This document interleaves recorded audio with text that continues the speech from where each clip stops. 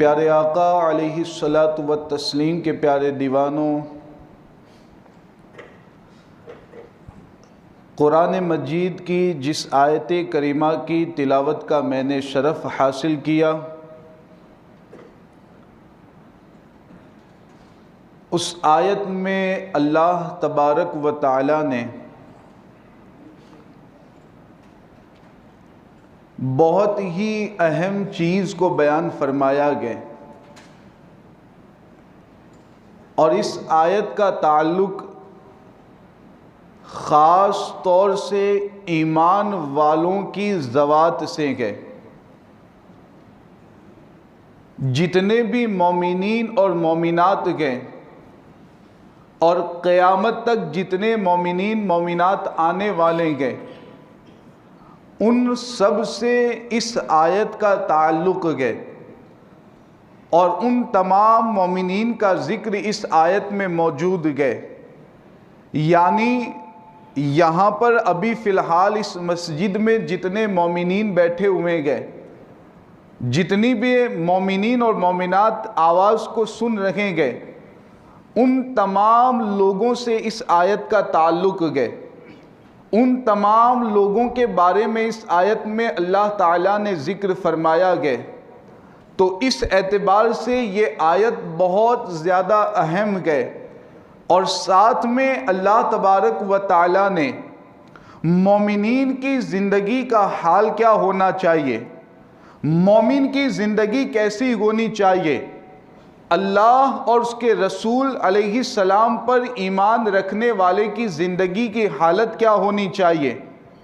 مومنین کے شب و روز کیسے گزرنے چاہیے، یہ اللہ تبارک و تعالیٰ نے اس آیت میں اس چیز کا ذکر فرمایا گیا۔ تو بہت توجہ کے ساتھ آپ اس کو سنیں۔ اللہ تبارک و تعالیٰ ارشاد فرماتا ہے، ان اللہ اشتری من المؤمنین انفسهم واموالهم۔ اللہ تبارک و تعالیٰ فرماتا ہے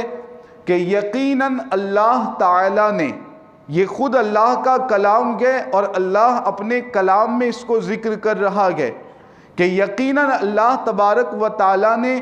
ایمان والوں سے ان کی جانوں اور مالوں کو خرید لیا ہے۔ آپ غور کریں اللہ رب العزت کس چیز کو بیان کرنا چاہ رہا ہے۔ فرماتا ہے کہ اللہ تعالیٰ نے ایمان والوں سے ان کی جانوں کو خرید لیا، اللہ تعالیٰ نے ایمان والوں سے ان کے مالوں کو خرید لیا۔ یعنی ایمان والوں کی جان یہ حقیقت میں اللہ تعالیٰ کی ہو چکی۔ ایمان والوں کے پاس جتنا کچھ مال ہے، حقیقت میں اس کا مالک اللہ تبارک و تعالیٰ ہے۔ تو اللہ تعالیٰ نے ایمان والوں کی جانوں کو خرید لیا، اللہ تبارک و تعالیٰ نے ایمان والوں کے اموال کو خرید لیا۔ اب یہاں پر آپ جانتے ہیں، ہمارا یہ معمول ہے کہ ہم جب بھی کسی چیز کو خریدتے ہیں، بازار جا کر کے، مارکیٹ جا کر کے کسی بھی شخص کے پاس سے کوئی چیز خریدتے گئے، تو ہمارا یہ معمول ہے کہ خریدنے کے بدلے میں ہم کچھ دیا کرتے ہیں، خریدنے کے بدلے میں ہم پیسے دیتے ہیں، خریدنے کے بدلے میں کوئی چیز دیا کرتے ہیں۔ اب سوال یہ پیدا ہوتا ہے کہ اللہ تعالیٰ نے ایمان والوں سے ان کی جانوں کو خریدا، ایمان والوں سے ان کے مالوں کو خریدا، تو جان اور مال کے خریدنے کے بدلے میں اللہ تبارک و تعالیٰ نے ایمان والوں کو کیا چیز عطا فرمائی؟ تو قربان جائیں، اللہ تعالیٰ نے قرآن میں اس کا بھی ذکر فرمایا ہے۔ ایمان والوں کی جانوں کو خریدا، ایمان والوں کے مالوں کو خریدا، اور اس کے بدلے میں اللہ تعالیٰ نے ایمان والوں کو کیا عطا فرمایا؟ بِأَنَّ لَهُمُ الْجَنَّةَ۔ ایمان والوں سے جان اور مال کو خرید کر کے اللہ تعالیٰ نے انہیں کیا عطا کیا؟ بِأَنَّ لَهُمُ الْجَنَّةَ، اس بدلے میں کہ مومنین کے لیے آخرت میں جنت گئے۔ تو جنت عطا کر کے اللہ تعالیٰ نے ایمان والوں کی جانوں کو خریدا، جنت عطا کر کے اللہ تعالیٰ نے ایمان والوں کے مالوں کو خریدا۔ اب اس آیت کے ذریعہ پتہ کیا چلا کہ جتنے بھی ایمان والے اس دنیا میں رہتے گئے، جتنے بھی ایمان والے قیامت تک آئیں گے، جیسے ہی وہ اللہ کا کلمہ پڑھتے گئے، جیسے ہی وہ اللہ تعالیٰ اور اس کے رسول پر ایمان لاتے گئے، تو ایمان لانے کے بعد اب ان کے جسم کا جو حصہ گئے، ان کے جسم کے جتنے اعضاء گئے، ان کے جسم کے اندر جو روح گئے، وہ بظاہر ایمان والوں کے پاس رہتی گئے، جسم کے تمام اعضاء بظاہر ایمان والوں کے پاس ہوتے گئے، جسم کے تمام اعضاء بظاہر ایمان والوں ہی کے پاس رہتے گئے، لیکن حقیقت میں مالک کون گئے؟ اللہ تعالیٰ کی ذات۔ اور ایمان والوں کے پاس جو مال گئے، حقیقت میں مالک اللہ تبارک و تعالیٰ گئے۔ تو اب ایمان والوں کی ذمہ داری کیا ہوتی گئے؟ ایمان والوں کی ذمہ داری یہ بنتی گئے کہ اللہ نے ہمارے جسموں کو خریدا اور ہمیں استعمال کرنے کی اجازت دی، اللہ نے ہمارے جسم کے ہر عضو کو خریدا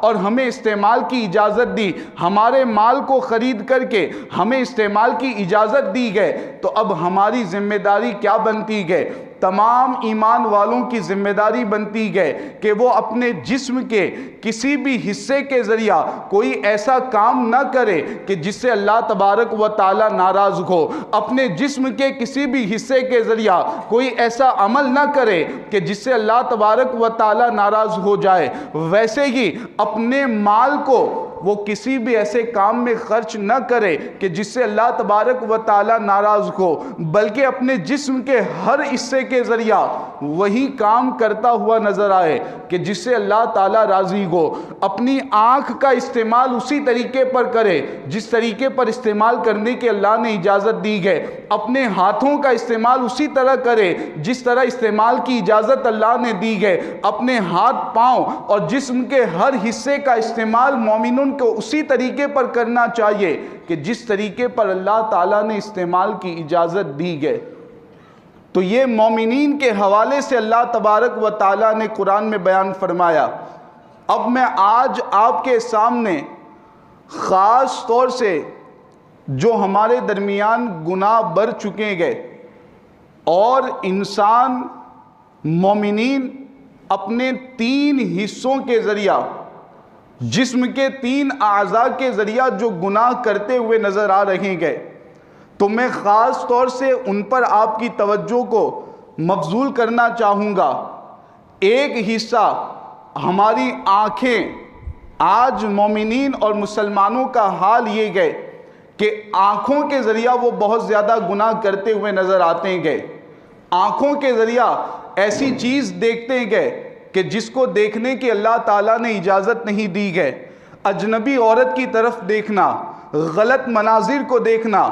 حرام چیزوں کی طرف اپنی نگاہوں کو اٹھانا، یہ وہ گناہ گئے جو آج مومنین اپنی آنکھوں کے ذریعہ کرتے ہوئے نظر آتے گئے۔ تو آنکھ کے ذریعہ گناہ بہت زیادہ بڑھ گئے۔ اسی طریقے سے زبان کے ذریعہ بھی بہت سے گناہ بڑھ چکے گئے، مومنین اپنی زبان کے ذریعہ بھی بہت سے گناہ کرتے ہوئے نظر آتے گئے۔ زبان سے جھوٹ بولنا، زبان سے کسی کی غیبت کرنا، زبان سے چغلخوری کرنا، زبان سے کسی مسلمان کو اذیت دینا، زبان سے کوئی بھی غلط بات نکالنا، یہ تمام وہ گناہ گئے جو مومنین زبان کے ذریعہ کرتے ہوئے نظر آتے گئے۔ ایسے ہی شرمگاہ کے ذریعہ بھی بہت سارے گناہ عام ہو چکے گئے، بدکاری، بدفعلی اور گناہ کا کام کرنا، یہ بھی مومنین کے درمیان عام ہوتا جا رہا ہے۔ تو ان 3 حصوں کے ذریعہ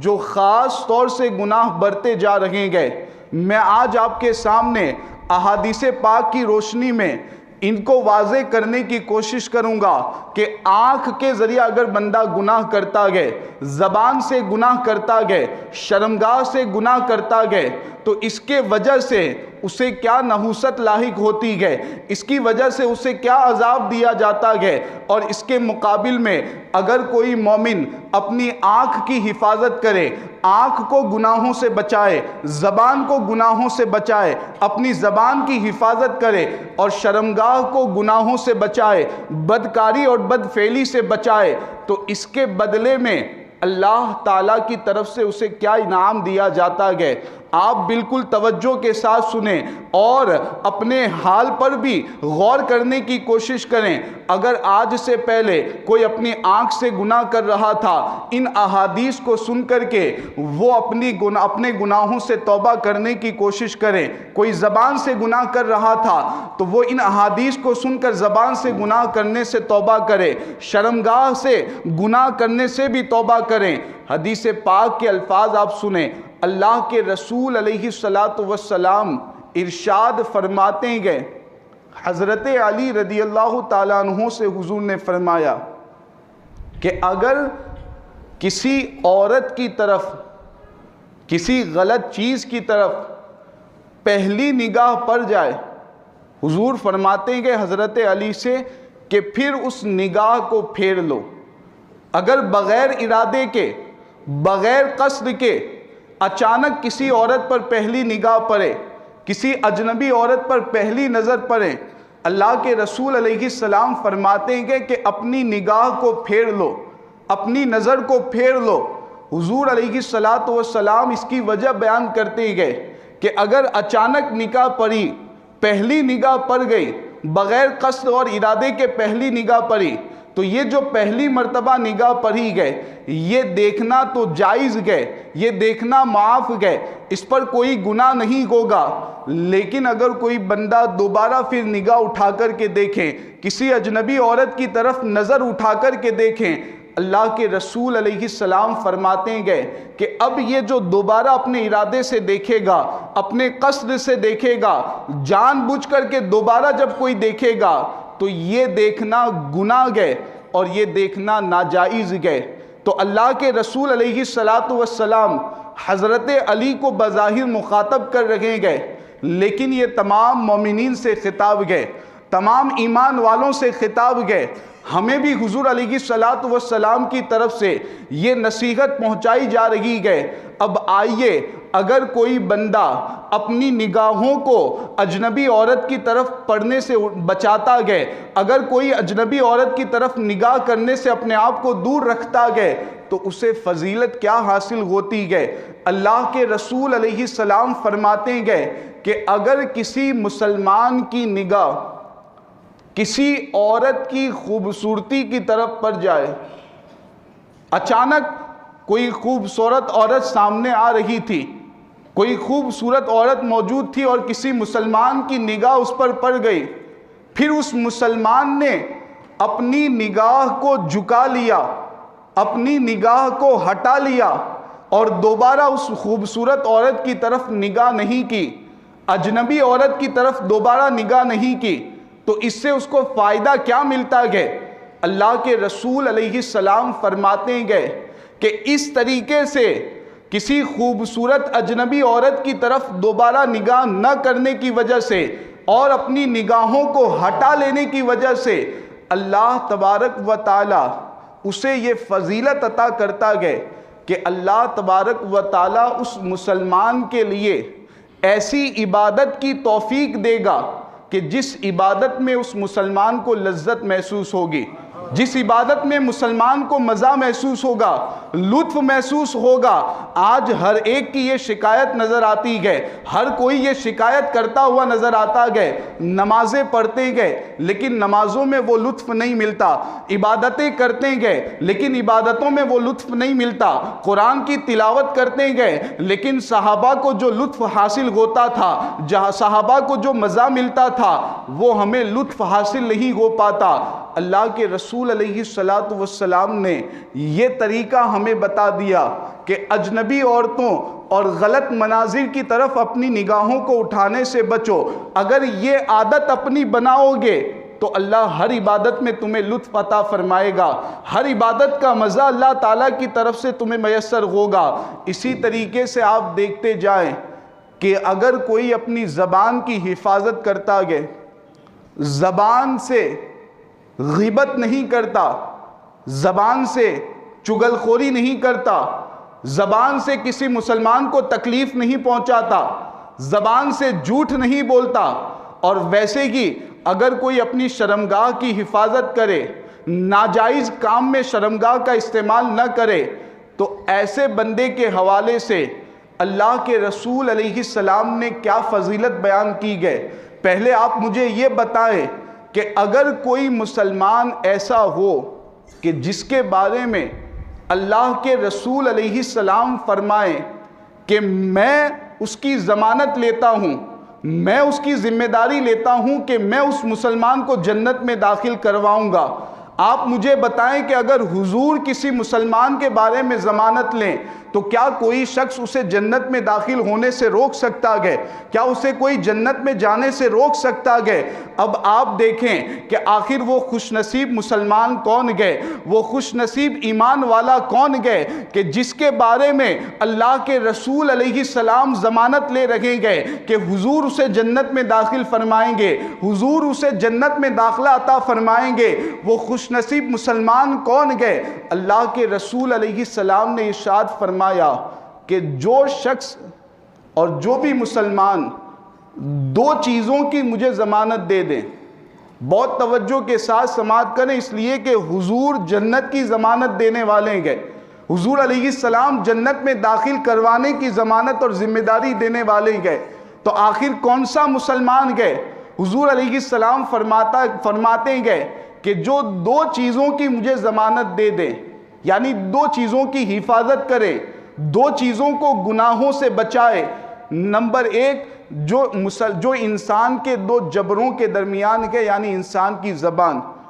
پہلی ضمانت تو یہ دے دے کہ اپنی زبان کو گناہوں سے بچائے گا، اپنی زبان کو جائز کاموں میں استعمال کرے گا، اور دوسری ضمانت حضور فرماتے ہیں کہ دو ران کے درمیان جو گئے، یعنی جو شرمگاہ کی ضمانت دے اور شرمگاہ کو گناہ کے کام میں استعمال کرنے سے بچانے کی ضمانت دے، جو مسلمان ان دو چیزوں کی ضمانت مجھے دے، اللہ کے رسول علیہ السلام فرماتے ہیں کہ میں اسے جنت کی ضمانت دیتا ہوں، میں خود اسے جنت میں داخل کرواؤں گا، میری ذمہ داری ہے کہ میں اسے جنت میں داخل کرواؤں۔ تو آپ غور تو فرمائیں کہ حضور علیہ السلام نے ہمارے سامنے زبان کی حفاظت اور شرمگاہ کی حفاظت کی اہمیت کیسے بیان فرمائی گئے۔ ہمارے یہاں پر یہ ماحول آپ دیکھتے ہیں کہ زبان کے ذریعہ بندہ کوئی گناہ کر رہا ہے، اسے احساس بھی نہیں ہوتا کہ میں زبان سے گناہ کر رہا ہوں۔ جھوٹ بولنے کے حوالے سے میں آپ کو بتاؤں، مذاق میں جھوٹ بولنے کا رواج بہت بڑھ گیا ہے۔ مذاق میں دوستوں کے درمیان بیٹھیں گے، جھوٹ بول رہے گے، اپنے رشتہ داروں کے درمیان بیٹھیں گے، جھوٹ بول رہے گے، بتایا جائے تو کہتے ہیں کہ ہم تو مذاق کرتے ہیں۔ یاد رکھیں کہ مذہب اسلام نے مذاق میں بھی جھوٹ بولنے کی اجازت نہیں دی ہے، مذاق میں بھی جھوٹ بولنا جائز نہیں ہے۔ اسی طریقے سے مذاق میں کسی مسلمان بھائی کو تکلیف دینا، کسی مسلمان بھائی کو اذیت دینا، یہ بھی ہرگز جائز نہیں ہے۔ یاد رکھیں کہ اللہ کے رسول علیہ السلام نے زبان کی حفاظت کرنے والے اور شرمگاہ کی حفاظت کرنے والے اور گناہوں سے ان دونوں چیزوں کو بچانے والے کے بارے میں خود ضمانت دی ہے کہ حضور علیہ السلام اسے جنت میں داخل فرمائیں گے۔ اسی طرح آپ دیکھتے جائیں اللہ کے رسول علیہ السلام کی ایک حدیث پاک، بہت عمدہ حدیث ہے، اور آج اپنے ذہنوں میں اس حدیث کو محفوظ کر کے آپ جائیں، اس لیے کہ حضور علیہ السلام نے جنت میں داخلہ اور جہنم میں داخلہ کیسے ہوتا ہے، بندہ جنت میں کس چیز کی وجہ سے داخل ہوتا ہے، کس چیز کی وجہ سے سب سے زیادہ لوگ جنت میں داخل ہوں گے، اور وہ کون سی چیز ہے کہ جو سب سے زیادہ لوگوں کو جہنم میں داخل کروائے گی۔ آخر یہ چیزیں کیا گئے؟ اللہ کے رسول علیہ السلام نے ارشاد فرمایا، حضور علیہ السلام کی حدیث سماعت کریں، حضور فرماتے گئے کہ جو چیز انسان کو سب سے زیادہ جنت میں داخل کروائے گی، بہت اہم بات یہ کہ جو چیز انسان کو سب سے زیادہ جنت میں داخل کروائے گی وہ دو چیزیں گئے۔ نمبر ایک تقوی پرہیزگاری، اور نمبر دو حسن اخلاق، اچھے اخلاق اور اچھا کردار۔ یہ دو چیزیں ایسی ہیں کہ جو انسان کو سب سے زیادہ جنت میں داخل کروائے گی۔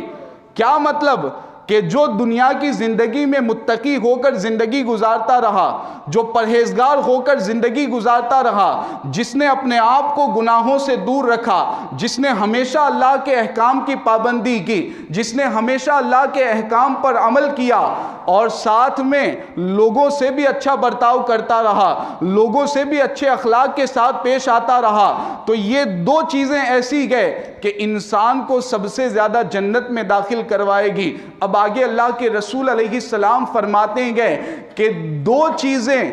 انسان کو سب سے زیادہ جہنم میں داخل کرے گی۔ اب ہمیں اور آپ کو بھی سوچنا گئے، کہیں ہم میں یہ دو چیزیں نہیں پائی جاتی، خدا نہ خواستہ کہیں ہم میں ایسی دو چیزیں نہ ہوں کہ جو جہنم میں داخل ہونے کا سبب بن جائے۔ وہ دو چیزیں کون سی گئے جو انسان کو سب سے زیادہ جہنم میں داخل کرتی گئے؟ اللہ کے رسول علیہ السلام نے فرمایا کہ دو چیزیں، نمبر 1 زبان اور نمبر 2 شرمگاہ، یہ دو چیزیں ایسی گئے کہ جو انسان کو سب سے زیادہ جہنم میں داخل کروائے گی۔ آپ غور کریں، اللہ کے رسول علیہ السلام نے ہمارے سامنے معاملات کو بالکل واضح کر دیا گئے، اور آج جو ہمارا معمول زندگی بنا ہوا گئے،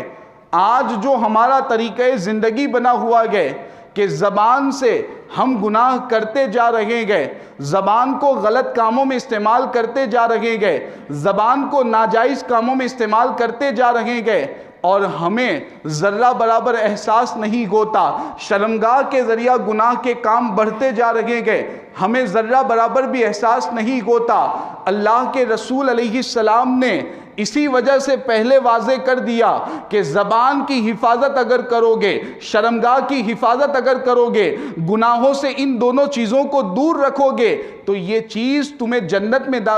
میں داخل کروائے گی، ورنہ یہی دو چیزیں تمہیں جہنم میں داخل کروائے گی۔ عزیزان ملت اسلامیہ، آخری ایک واقعہ پیش کر کے اپنی گفتگو کو ختم کرتا ہوں۔ حضرت ابوبکر صدیق رضی اللہ تعالی عنہ، آپ دیکھیں کہ اس زبان کی اہمیت کیا گئے اور زبان کو ہمیں کتنا زیادہ بچانے کی ضرورت گئے۔ حضرت عمر فاروق اعظم رضی اللہ تعالیٰ عنہ دوسرے خلیفہ، یہ کہتے ہیں کہ ایک دن میں حضرت ابوبکر صدیق رضی اللہ تعالیٰ عنہ کے پاس حاضر ہوا۔ توجہ کے ساتھ سنے گا، کیونکہ اللہ کے رسول علیہ السلام کے پہلے اور دوسرے خلیفہ کی بات چل رہی ہے، جو حضور علیہ السلام اور انبیاء کے بعد تمام مخلوق میں سب سے افضل گئے، ان کے پاس حضرت عمر فاروق اعظم رضی اللہ تعالیٰ عنہ جا رہے گئے۔ حضرت عمر فاروق اعظم کہتے گئے کہ میں سیدنا ابوبکر صدیق کے پاس گیا، میں ان کے پاس حاضر ہوا تو میں کیا دیکھتا ہوں کہ حضرت ابوبکر صدیق اپنی زبان کو پکڑ کر کے باہر کھینچ رہے گئے، زبان پکڑ کے باہر کھینچ رہے گئے۔ حضرت عمر فاروق اعظم کہتے ہیں کہ جیسے ہی میں نے یہ دیکھا، میں نے خلیفۃ المسلمین کی بارگاہ میں عرض کیا کہ آخر آپ ایسا کیوں کر رہے گئے؟ اللہ تبارک و تعالیٰ آپ کی مغفرت فرمائے، آپ ایسا کیوں کر رہے گئے؟ آپ اپنی زبان کو کیوں باہر کھینچ رہے گئے؟ ایسا کرنے کی وجہ کیا گئے؟ اب جواب سنیے، زبان کی حفاظت کرنے کی کتنی ضرورت گئے، زبان کو بچانے کی کتنی ضرورت گئے، زبان کو گناہوں سے دور رکھنے کی کتنی ضرورت گئے۔ اللہ کے رسول علیہ السلام کے پہلے خلیفہ حضرت ابوبکر صدیق رضی اللہ تعالیٰ عنہ سے سوال ہوا کہ آخر آپ زبان کو باہر کیوں کھینچ رہے گئے؟ تو آپ نے جواب دیا کہ اسی زبان نے مجھے ہلاکتوں میں اور پریشانیوں میں ڈالا گیا، اسی کی وجہ سے مجھے پریشانیوں کا سامنا کرنا پڑا، مجھے ہلاکتوں کا سامنا کرنا پڑا۔ یقیناً یہ ان کی عاجزی اور انکساری تھی، ورنہ وہ جتنی زیادہ اپنی زبان کی حفاظت کرتے تھے، کوئی اور مسلمان اتنی اپنی زبان کی حفاظت نہیں کرتا ہوگا، لیکن یہ ان کی عاجزی تھی، اور یہ ہمیں اور آپ کو درس دینا چاہ رہے تھے کہ زبان کی حفاظت مکمل طریقے پر کریں، زبان کو گناہوں سے بچائیں۔ تو یہ تین چیزیں خاص طور سے ذہن میں رکھیں. اپنی نگاہوں کو گناہوں سے بچانا گئے, زبان کو گناہوں سے بچانا گئے, اور شرمگاہ کو گناہوں سے بچانا گئے. اگر یہ تین چیزوں کی ہم نے حفاظت کی, ان تین چیزوں کو اگر ہم نے گناہوں سے بچا لیا, تو احادیث کریمہ کی روشنی میں یقیناً جنت کی بشارت حضور علیہ السلام نے ہمیں دی گئے. اور اگر ان تین چیزوں کو ہم نے گناہوں میں مبتلا رکھا تو کہیں ایسا نہ ہو کہ یہی تین چیزیں ہمارے لیے جہنم میں داخل ہونے کا سبب بنے. تو ان احادیث کو ذہن میں رکھیں, اور آج کے بعد کی زندگی آپ اپنے طور پر جب بھی گزاریں, جب بھی کوئی گناہ کی طرف آپ کی نگاہ شیطان اٹھانے کی کوشش کریں, زبان سے کوئی گناہ والی بات نکالنے کی کوشش کریں, شرمگاہ کے ذریعہ شیطان آپ کو وسوسے دلائیں, تو ہمیشہ یہ بات ذہن میں رکھیں کہ اگر یہ چیز ہم نے گناہ کے کام میں استعمال کی تو جنت میں جہنم میں جانے کا یہ سبب بن سکتا ہے, اور اگر ہم نے اس وقت اس کو گناہ سے بچایا تو یہی چیز ہمیں جنت میں داخل کروائے گی. تو یہ اہم پیغام جو میں آپ تک پہنچانا چاہ رہا تھا, اس کو ذہن میں رکھیں. اخیر میں ایک دو مسئلے جو بہت اہم اور ضروری ہے, میں وہ بیان کر کے پھر آپ سے رخصت ہو جاتا ہوں. ایک نماز جنازہ کے تعلق سے بہت اہم مسئلہ ہے, اور غلط فہمی بھی ہمارے یہاں بہت زیادہ پائی جاتی ہے کہ نماز جنازہ میں چوتھی تکبیر کے بعد, یہ تو آپ جانتے ہوں گے کہ 4 تکبیریں کہی جاتی ہے. پہلی تکبیر کے بعد ثنا, دوسری تکبیر کے بعد درود ابراہیم, تیسری تکبیر کے بعد دعا, اور چوتھی تکبیر کے بعد کچھ بھی نہیں پڑھنا ہے. تو 4 تکبیریں کہی جاتی ہے. لیکن غلط فہمی اور غلط طریقہ ہمارے یہاں پر یہ رائج ہو چکا ہے کہ چوتھی تکبیر کے بعد جب سلام پھیرنی ہے تو اکثر یہ لوگوں کے درمیان دیکھا جاتا ہے کہ سلام پھیرنے کا طریقہ یہ سمجھتے ہیں کہ داہنی جانب سیدھی جانب جب سلام پھیریں گے تو یہ داہنا ہاتھ چھوڑیں گے, اور الٹی جانب جب سلام پھیریں گے تو بایاں ہاتھ چھوڑیں گے. حالانکہ یہ طریقہ سنت کے خلاف ہے. یہ جو طریقہ رائج ہے کہ ایک ہاتھ پہلے چھوڑیں پھر الٹی جانب سلام پھیریں تو دوسرا ہاتھ چھوڑیں, یہ طریقہ سنت کے خلاف ہے. سنت طریقہ اعلیٰ حضرت علی رحمٰ نے بیان فرمایا گیا کہ سنت طریقہ یہ ہے کہ چوتھی تکبیر کہنے کے بعد دونوں ہاتھوں کو چھوڑ دیا جائے, اس کے بعد پھر دونوں جانب سلام پھیری جائے. تو یہ صحیح طریقہ ہے, یہ سنت طریقہ ہے. اس کو ذہن میں رکھیں, خود بھی اس کی اصلاح کریں, دوسروں تک بھی اس مسئلے کو پہنچائیں. اور ایک آخری مسئلہ زمزم شریف کا پانی پینے کے حوالے سے, کہ یہ بھی ایک غلط طریقہ ہمارے یہاں رائج ہے کہ زمزم شریف کا جب پانی پیا جاتا ہے تو سر سے ٹوپی کو نکالا جاتا ہے. آپ یہ دیکھے ہوں گے, اگر ٹوپی پہنے گئے, امامہ پہنے گئے, یا عورتیں اگر دوپٹہ اوڑھ کر کے بیٹھی ہوئی ہیں تو کیا کریں گے, پانی پیتے وقت کھڑے ہو جائیں گے. تو کھڑے ہونا یہ تو سنت ہے, کھڑے ہو کر کے زمزم شریف کو پینا یہ سنت ہے. لیکن یہ جو سر سے ٹوپی نکالنے کا رواج ہمارے یہاں پر ہے, یہ خلاف سنت ہے, یہ سنت طریقے کے خلاف ہے. زمزم شریف کا پانی پیتے وقت بھی سر پر ٹوپی رکھیں, امامہ رکھیں, دوپٹہ رکھیں, کسی بھی طرح سر کو ڈھانپ کر کے رکھیں, یہی سنت طریقہ ہے. ہاں, کھڑے ہو کر کے زمزم شریف کا پانی پینا یہ سنت ہے, لیکن سر پر سے ٹوپی وغیرہ ہٹا دینا یہ خلاف سنت ہے. یہ طریقہ جو رائج ہو چکا ہے یہ غلط ہے, سنت کے خلاف ہے. اس کو اصلاح کریں اس کی, اور اپنے درمیان اس کو رائج کرنے کی کوشش کریں. اللہ تبارک و تعالی بیان کی ہوئی باتوں پر عمل کی توفیق عطا فرمائے. استغفر اللہ ربی من کل ذنب واتوب الیہ وما توفیقی الا باللہ. السلام علیکم ورحمۃ اللہ.